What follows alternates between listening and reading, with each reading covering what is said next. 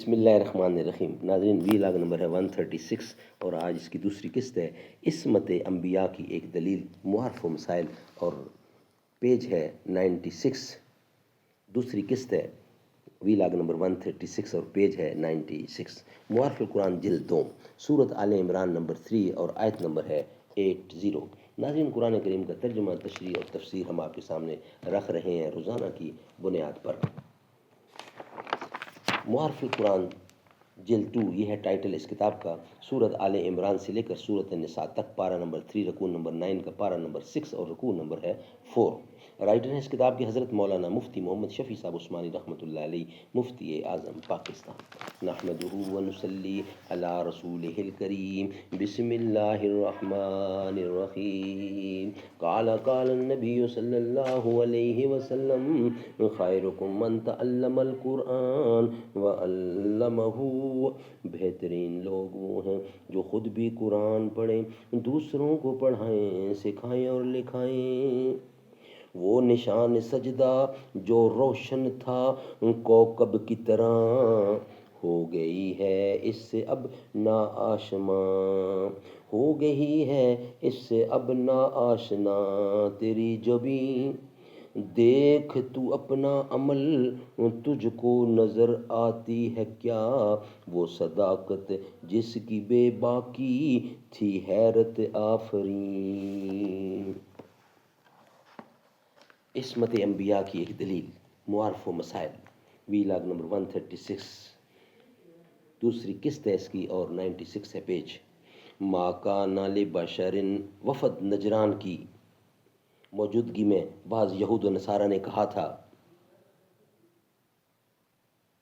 کہ اے محمد، کیا تم یہ چاہتے ہو کہ ہم تمہاری اسی طرح پرستش کرنے لگیں جیسے نصارہ عیسیٰ بن مریم کو پوجتے ہیں؟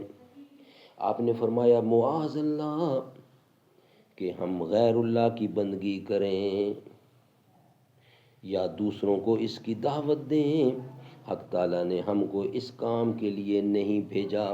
اس پر یہ آیت نازل ہوئی، یعنی جس بشر کو حق تعالیٰ کتاب و حکمت اور قوت فیصلہ دیتا ہے اور پیغمبری کے منصب جلیل پر فائز کرتا ہے کہ وہ ٹھیک ٹھیک پیغام الہی پہنچا کر لوگوں کو اس کی بندگی اور وفاداری کی طرف متوجہ کرے، اس کا یہ کام کبھی نہیں ہو سکتا کہ ان کو خالص ایک خدا کی بندگی سے ہٹا کر خود اپنا یا کسی دوسرے مخلوق کا بندہ بنانے لگے۔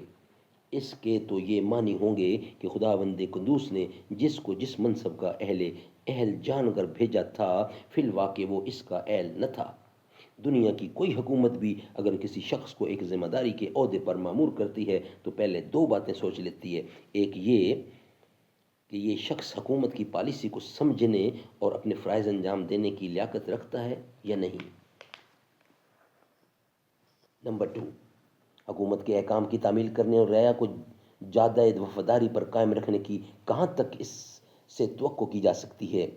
کوئی بادشاہ یا پارلیمنٹ ایسے آدمی کو نائب السلطنت یا سفیر مقرر نہیں کر سکتی جس کی نسبت حکومت کے خلاف بغاوت پھیلانے یا اس کی پالیسی اور احکام سے انحراف کرنے کا ادنا شبہ ہو۔ بے شک یہ ممکن ہے کہ ایک شخص کی قابلیت یا جذبہ وفاداری کا اندازہ حکومت صحیح طور پر نہ کر سکی ہو، لیکن خداوند قدوس کے یہاں یہ بھی احتمال نہیں۔ اگر کسی مرد کی نسبت اس کو علم ہے کہ یہ میری وفاداری اور اطاعت شعاری سے بال برابر تجاوز نہ کرے گا تو محال ہے کہ وہ آگے چل کر اس کے خلاف ثابت ہو سکے، ورنہ علم الہی کا غلط ہونا لازم آتا ہے۔ عیاذ باللہ، یہیں سے عصمت انبیاء علیہ السلام کا مسئلہ واضح ہو جاتا ہے۔ پھر جب انبیاء علیہ السلام ادنا عصیان سے پاک ہیں تو شرک اور خدا کے مقابلے میں بغاوت کرنے کا امکان کہاں باقی رہ سکتا ہے؟ اس میں نصارہ کے اس دعویٰ کا بھی رد ہو گیا جو کہتے تھے کہ انبیت و الوہیت مسیح کا عقیدہ ہم کو خود مسیح علیہ السلام نے تعلیم فرمایا تھا، اور ان مسلمانوں کو بھی نصیحت کر دی گئی جنہوں نے رسول اللہ صلی اللہ علیہ وسلم سے عرض کیا تھا کہ ہم سلام کے بجائے آپ کو سجدہ کیا کریں گے، اور اہل کتاب پر بھی تحریض ہو گئی جنہوں نے اپنے احبار و رہبان کو خدائی کا درجہ دے رکھا تھا۔ عیاذ باللہ۔ فوائد عثمانی میں یہ لکھا ہے۔ یہ ناظرین ہمارا ویلاگ کمپلیٹ ہوا۔ نیکسٹ انشاءاللہ 137 اور تیسرا ویلاگ ہوگا جو ہم آپ کے سامنے رکھیں گے۔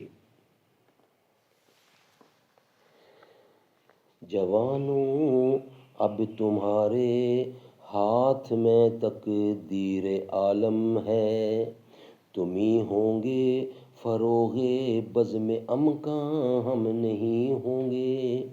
جب جئیں گے جو وہ دیکھیں گے، جئیں گے جو وہ دیکھیں گے، بہار زلف جانا کی سنوارے جائیں گے، گیسوئے دوران ہم نہیں ہوں گے۔